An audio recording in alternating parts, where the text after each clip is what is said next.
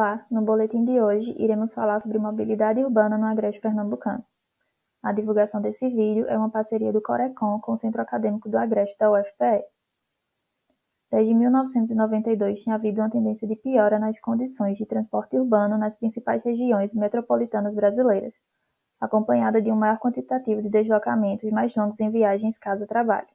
Nesse sentido, este estudo apresenta um retrato simplificado das desigualdades de acesso a oportunidades nas principais cidades da mesorregião do Agreste Pernambucano.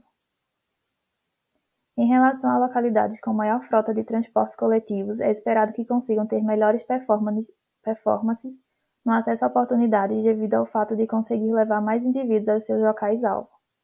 Quanto aos deslocamentos casa-trabalho, é esperado que quanto mais desenvolvida a localidade, maior será a existência de postos de trabalho e, consequentemente, há uma tendência de melhor acesso a oportunidades de trabalho. A tabela apresenta as principais características socioespaciais e de oportunidades nos principais municípios do Agreste Pernambucano. Observa-se que o município de Caruaru, em comparação com os demais, apresenta uma maior população, frota de ônibus, número de escolas e de hospitais.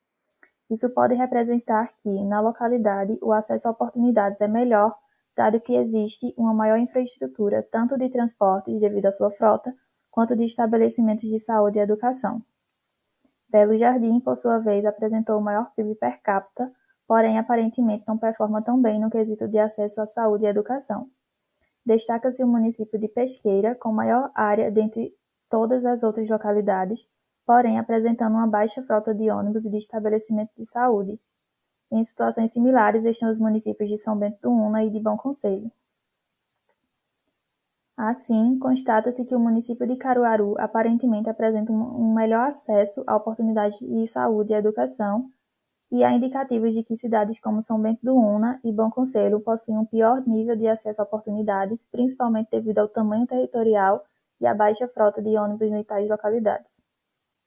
Em relação ao deslocamento, os indivíduos que realizavam deslocamentos pendulares intermunicipais nos municípios de Caruaru, Gravatá e Limoeiro, observa-se que mais de 32% dessas pessoas demoravam mais de 1 hora no seu deslocamento para o trabalho. Já em relação aos residentes que faziam o deslocamento intramunicipal para seus postos de trabalho, mais de 18% dos indivíduos nos municípios de Caruaru, Garanhuns, Gravatá, Bezerros e Bom Conselho demoravam entre 30 minutos e 2 horas para chegarem aos seus ambientes de trabalho, apresentando também um baixo percentual de indivíduos que levam até 5 minutos para chegarem ao seu posto de trabalho, o que leva a indicativos de que a mobilidade intramunicipal pode ser melhorada nas referidas localidades. A construção de vias que cortam os municípios estratégicos tem favorecido demasiadamente o trânsito de pessoas e mercadorias.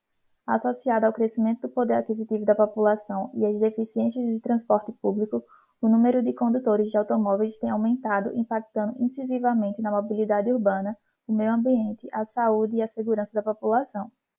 Ao ver a evolução da frota de veículos nos 3 municípios selecionados, há uma expansão entre os anos de 2010 e 2020, sendo mais significativa em Gravatá, perfazendo 107,2%, Bezerros 99,1% e Caruaru 73,3%. Em Gravatá, o crescimento significativo da frota de veículos pode ser explicado pelo fenômeno do turismo de segunda residência.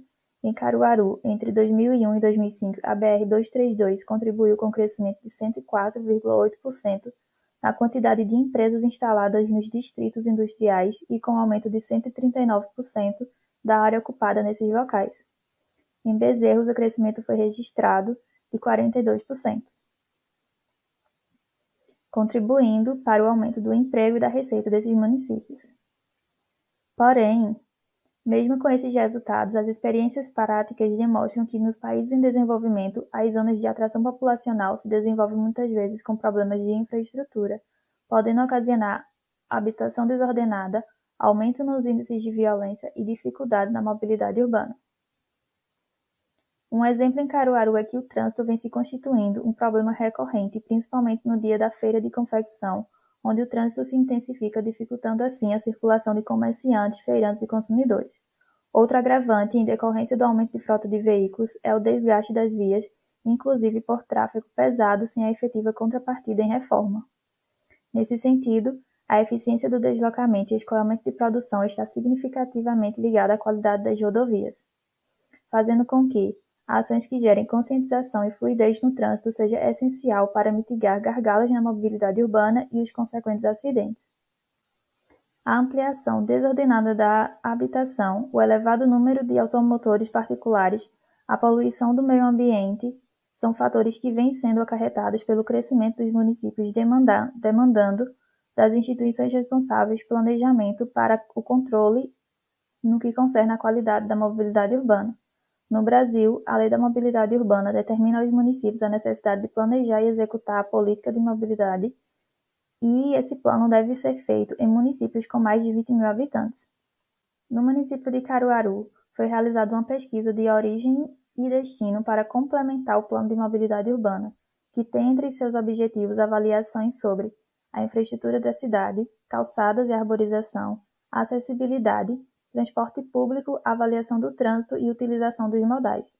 Por fim, a relação dos pontos de partida e chegada pelo cidadão de uma forma geral. O principal local de destino na cidade de Caruaru é o centro, representado pelo bairro Nossa Senhora das Dores, sendo o local onde 20,39% da população trabalha ou estuda. Todas as outras localidades ficam com um percentual menor que 8%. Sobre as avaliações da infraestrutura, tem-se uma avaliação positiva com relação às calçadas, com 36,95% considerado bom e 11,80% ruim. Sobre a arborização, tem-se 32,88% avaliado como bom e 16,13% como ruim. A acessibilidade apresenta avaliação negativa de 27,99% considerado ruim e 13,96% bom.